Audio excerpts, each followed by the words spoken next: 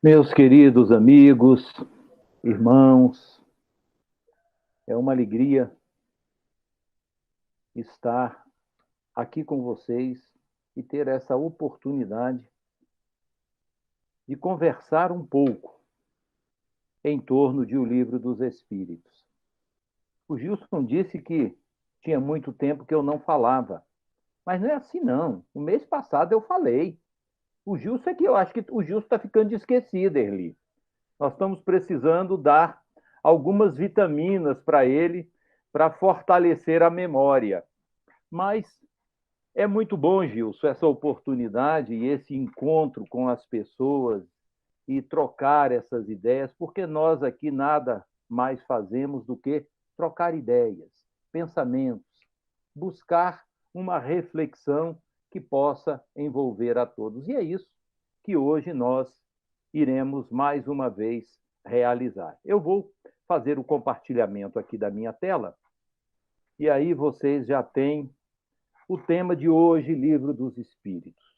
Como é a temática que nós fazemos todas as quartas-feiras. E isso, para nossa casa, o estudo que fazemos às terças e às quartas-feiras, tem um valor que talvez muitos não tenham percebido.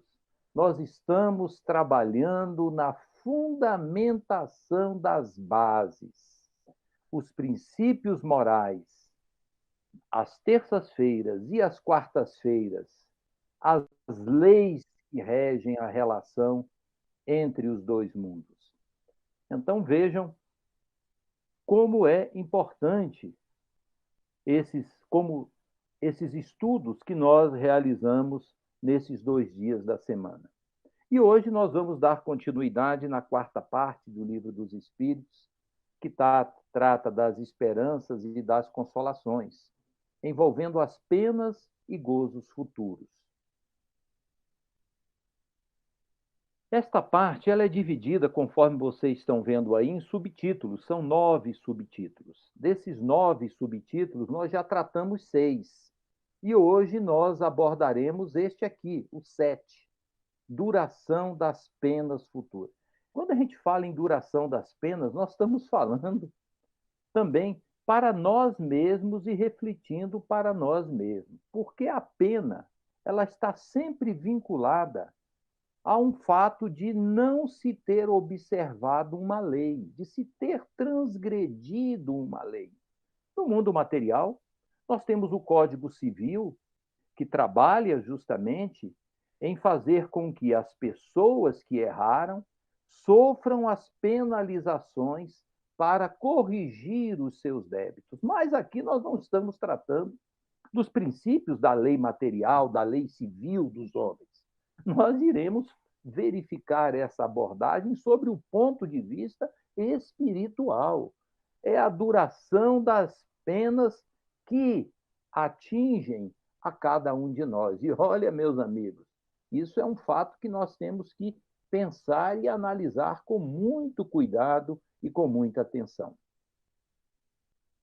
Olhando esse slide, que faz parte lá do estudo sistematizado do Livro dos Espíritos, que era utilizado na nossa casa para os estudos das quartas-feiras e que está disponível no nosso site, nós vemos aqui duração dos sofrimentos. E este slide ele traz 3 frases que conseguem sintetizar tudo isso.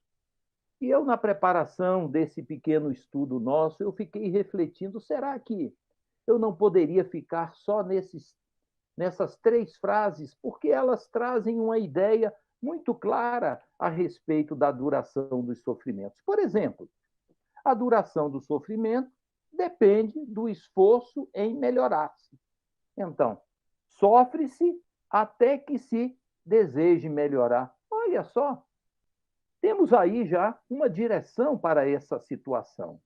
Aí temos a segunda colocação. O mal é um estado temporário. Portanto, todos tendem a se modificar e a se melhorar. E o outro? Todos se melhoram. Vejam, não existe aí nenhum obstáculo, portanto, à questão do progresso e da melhoria.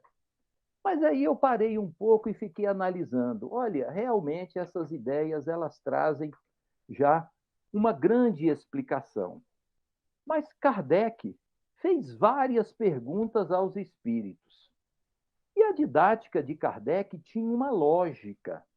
E se ele fez essas perguntas, batendo em pontos capitais para receber dos espíritos esclarecimentos lógicos, é porque nós não podemos pular esta etapa de estudo. Nós precisamos passar por cada uma delas. E é isso que nós vamos, dentro desta síntese de pensamentos, nós vamos passar pelas perguntas, para vocês verem o que Kardec perguntou sobre essa temática, o que os espíritos responderam e quais as relações que nós podemos trazer para o nosso aprendizado e para o nosso crescimento. Então vamos lá. Vejam bem, meus irmãos, a primeira pergunta deste tópico. Kardec pergunta aos espíritos se é arbitrária ou sujeita a uma lei qualquer a duração dos sofrimentos do culpado. Vejam o que Kardec queria saber logo de início. O sofrimento, ele tem relação com alguma lei? Se tem, que lei é esta? Se nós pegarmos o Livro dos Espíritos, na sua terceira parte, logo no início, a pergunta 614, nós vemos lá sobre a lei natural. E os espíritos dizem que a lei natural é a lei de Deus, única verdadeira para a felicidade dos homens. Vejam, a lei natural é a lei de Deus, única verdadeira para a nossa felicidade. E os espíritos respondem a Allan Kardec: Deus nunca obra caprichosamente e tudo no universo se rege por leis em que a sua sabedoria e a sua bondade se revelam. Leis que expressam sabedoria e bondade. Olhem esse binômio que os espíritos colocam nesta resposta: sabedoria e bondade. E se nós formos lá no início do Livro dos Espíritos, na primeira parte, a pergunta 13, feita por Allan Kardec sobre Deus, recebe dos espíritos a seguinte resposta: Deus é eterno, imutável, imaterial, único, soberanamente justo e bom. Os espíritos não disseram a Allan Kardec que Deus é justo e bom. Eles disseram que ele é soberanamente justo e bom. E se não bastasse, ainda há um complemento. Sua sabedoria permite, não permite, se duvide, nem da justiça, nem da bondade de Deus. Vejam, diante deste princípio, nós não podemos ter nenhum pensamento de que a justiça e a bondade de Deus não esteja agindo em toda a plenitude para envolver a todos nós. Então, existe uma lei? Existe uma lei para os nossos sofrimentos. E esta lei é a lei de Deus, que atua de forma justa e soberanamente sobre todos nós, sobre todos os nossos erros, sobre todos os nossos equívocos diante desta lei. Mas vamos continuar. Kardec queria saber se era arbitrária, se existe uma lei qualquer. Mas vejam como é que ele segue a pergunta. Tendo a resposta que existe uma lei, Kardec passa a perguntar aos espíritos em que se baseia a duração dos sofrimentos. Existe uma lei, é a lei de Deus, soberanamente justa para todos nós. Mas e a duração? Como é que ela funciona? Meus irmãos, se nós pegarmos a obra O Céu e o Inferno, que é o desdobramento da quarta parte de O Livro dos Espíritos, no seu Código Penal da Vida Futura, no item 13º, nós encontramos, vejam bem, a duração do castigo está subordinada à melhoria do espírito culpado. O espírito é, assim, sempre o árbitro da sua própria sorte. Existe uma duração? Existe. E ela está vinculada, subordinada ao quê? A melhoria do espírito. Mas quem é que administra essa duração? É o próprio espírito. Não existe nenhum árbitro que vá funcionar aí estabelecendo um prolongamento se ele, espírito, se propõe a mudar e efetivamente faz a mudança. E mais, na resposta que os espíritos deram a Allan Kardec, eles disseram: o tempo da duração é o tempo necessário a que se melhore. Vejam, se melhorou, mudou, existe uma proposição real de mudança, este é o tempo necessário. Sofrimento e felicidade, dizem os espíritos a Allan Kardec, é proporcional ao grau de purificação. Então vejam, o sofrimento se sofre mais quanto menos purificado se é, quanto mais se erra, quanto mais se persiste em permanecer no erro. Menos se sofre quando se procura a perfeição e a mudança dos nossos sentimentos, atos e tudo mais. Como eu disse, Kardec tinha uma didática e uma lógica para buscar a informação. E aí, como ele viu que existe uma lei, que existe uma duração que está ligada à própria mudança do espírito, ele entra, então, numa outra questão. É a questão do tempo para o sofrimento, a relação do sofrimento do espírito com o tempo. Como será que o espírito que está sofrendo tem a visão deste tempo que ele está passando com o sofrimento? Os espíritos dizem a Kardec que o tempo parece-lhe mais longo.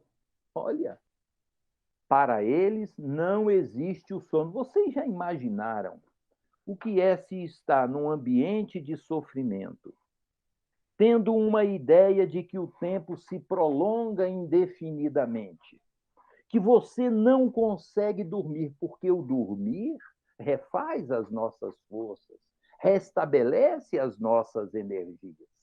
Mas os espíritos dizem que os espíritos, nesse estado, eles não têm esse tipo de conforto. Olhem, meus irmãos, como isso é importante para todos nós.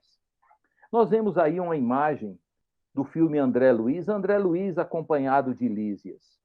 E nesse momento, André Luiz já procura se estabelecer em nosso lar, no campo do trabalho, se colocando à disposição como um aprendiz, mas é o próprio André Luiz em nosso lar que nos diz o seguinte, que quando ele se encontrava nesse estado, no umbral, vejam as palavras, eu guardava a impressão de haver perdido a ideia de tempo. A noção de espaço esvaíra-se-me de há muito. Imaginem, meus irmãos, o que é estar numa situação em que o espaço e o tempo nós não temos controle, vivendo a dor. Mas isso é a impressão que o espírito tem. Porque, na verdade, ele não está desamparado. Mas a dor e o sofrimento fazem com que ele passe a ter esta impressão.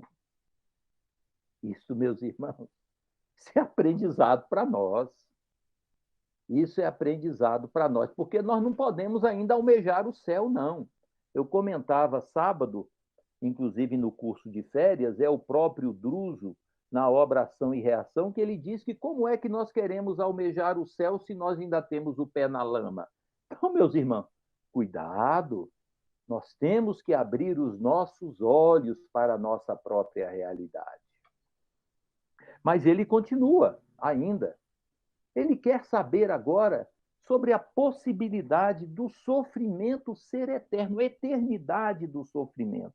E Kardec fez essa pergunta, meus irmãos, porque muitos, ainda no momento atual, vivem presos às ideias da eternidade das penas que as religiões nos trouxeram. E isso é um sofrimento para os espíritos após o desencarne. Imaginar que não existe consolo. E Kardec pergunta, então, isso para buscar justamente amenizar esse problema. Então, vejam, meus irmãos, nós temos aí o átomo, que é o elemento que constitui a formação de toda a matéria, de todos os corpos orgânicos e inorgânicos, o princípio. Se nós pegarmos desse átomo, nós podemos ver que nós caminhamos em uma forma crescente até o arcanjo. Que essa ideia do átomo ao arcanjo é o título de um livro de Newton Boechat, que já esteve aí no nosso CEPAC fazendo palestra. E veja, essa ideia, ela é muito valiosa para todos nós, porque nós vemos uma linha de progresso, um caminho, um desenvolvimento. E os espíritos respondem a Kardec que Deus não criou seres tendo por destino permanecer votados perpetuamente ao mal. Ninguém, por mais perverso que seja, ele não foi criado para eternamente viver e se alimentar do mal. Por que isso, meus irmãos? Livro dos Espíritos, se nós pegarmos na sua terceira parte, na lei do progresso, nós vemos que, na pergunta 778, os espíritos são taxativos na resposta a Allan Kardec. E aí está. O homem tem que progredir incessantemente. Vejam, o progresso é incessante.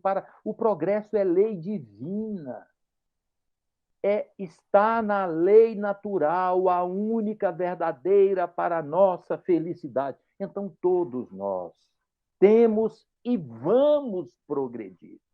Meus irmãos, e esse progresso, essa ideia, ela tem um valor muito grande. Por exemplo, hoje, que nós estaremos fazendo as preces e as vibrações para muitos espíritos que nós sabemos se aproximam de nós com o intuito de prejudicar. O que é que nós temos que fazer? Vibrar para eles, porque nós sabemos que nenhum espírito foi criado para viver eternamente no mal. E a nossa prece, a nossa vibração também é um instrumento importante para o auxílio e o amparo desses espíritos. Kardec ainda continua querendo saber. Kardec ele queria seguir a lógica. Os espíritos nunca se arrependem?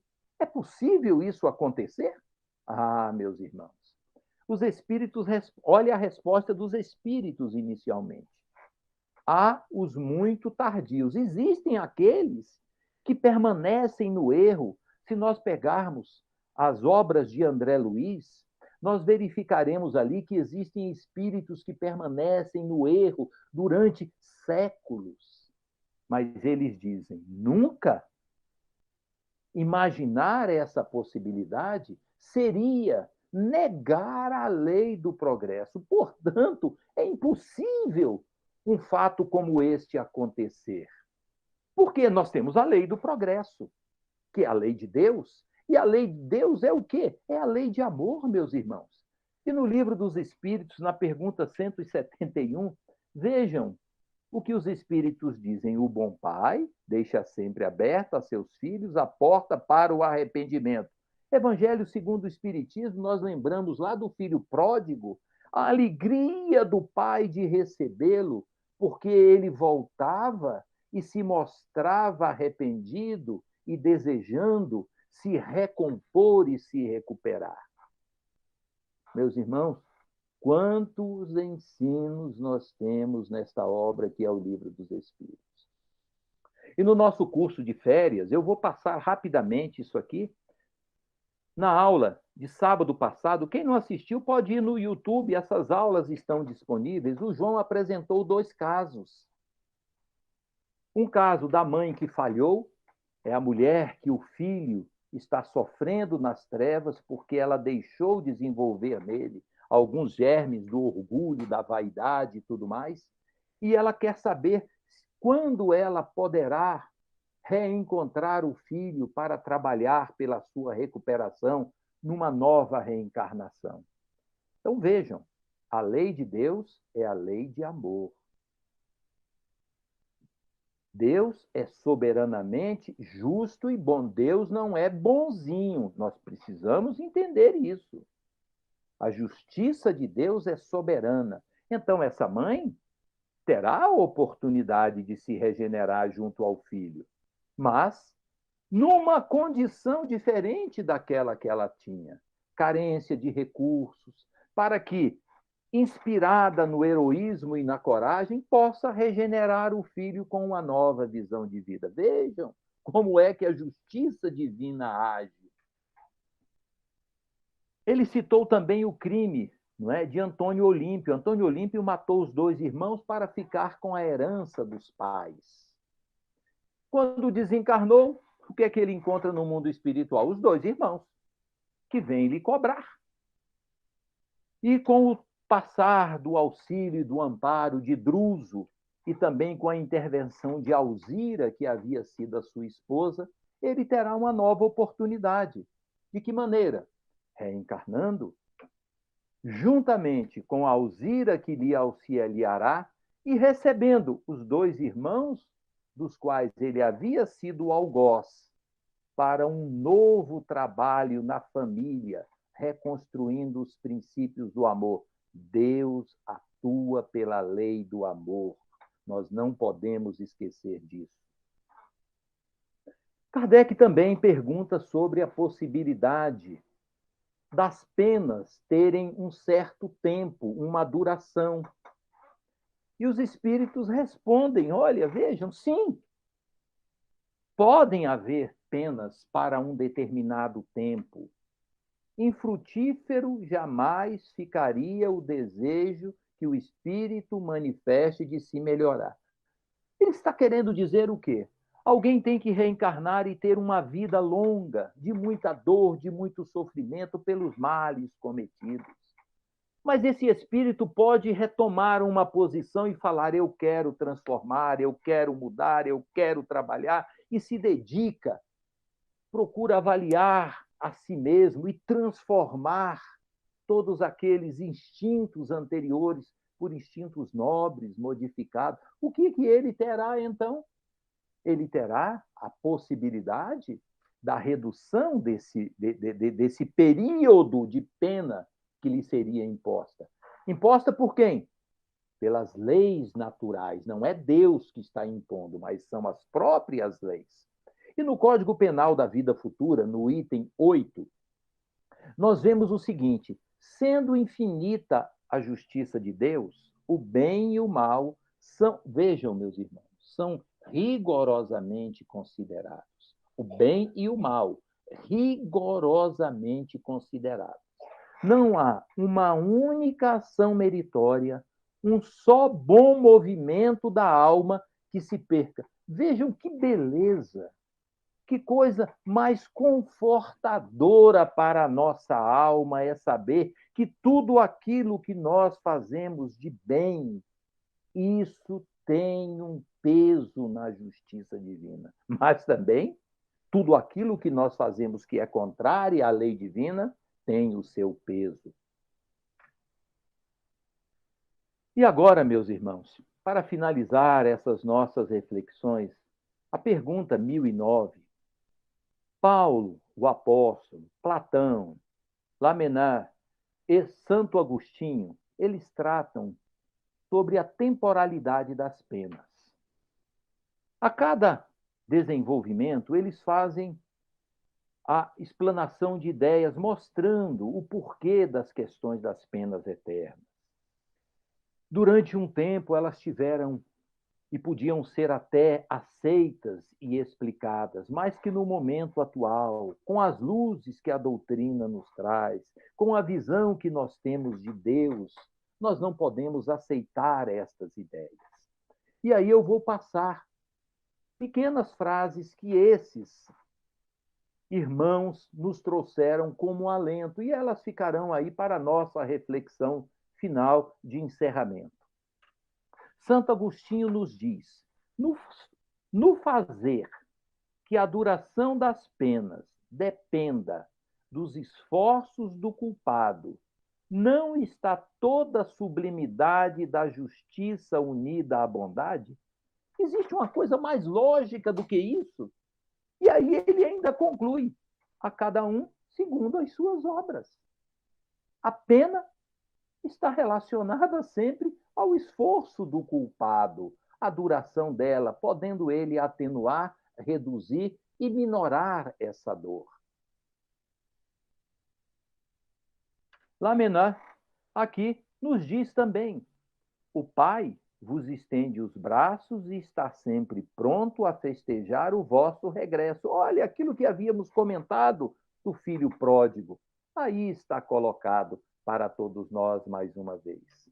Platão nos diz: chora, espera, espia e refugia-te na ideia de um Deus intrinsecamente bom, absolutamente poderoso, essencialmente justo. Meus irmãos, termos uma ideia deste Deus justo, bom, poderoso, que não desampara os filhos, é um alento para as nossas almas.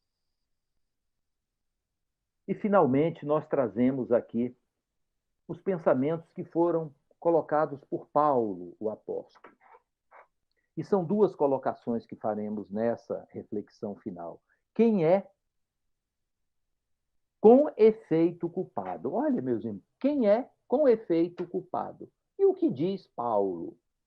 Culpado é aquele que, por um desvio, por um falso movimento da alma, se afasta do objetivo da criação. Olha, meus irmãos, Chico Xavier diz que o culpado é todo aquele que foi pego, não é? No erro. Então, qualquer um de nós se enquadra dentro disso aí. Todo aquele que se desviou.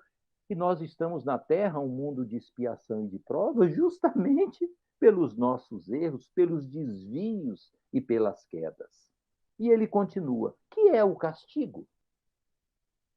E ele nos diz: o castigo é o aguilhão que estimula a alma a se dobrar sobre si mesma e a buscar o porto de salvação. Vejam, castigo passa a ser visto de uma outra forma, é um aguilhão que estimula a nos dobrar, a modificar-nos. E ele finaliza então dizendo: o castigo só tem por fim a reabilitação, a reeducação. Penas traz para todos nós o modelo da reeducação, meus irmãos. Nós temos aqui as bibliografias que foram utilizadas nesse nosso estudo de hoje, que foram feitas seguindo o disposto da Lei 9610 de 98. E eu agradeço a todos vocês e que Jesus nos ampare e nos abençoe a todos nesta noite.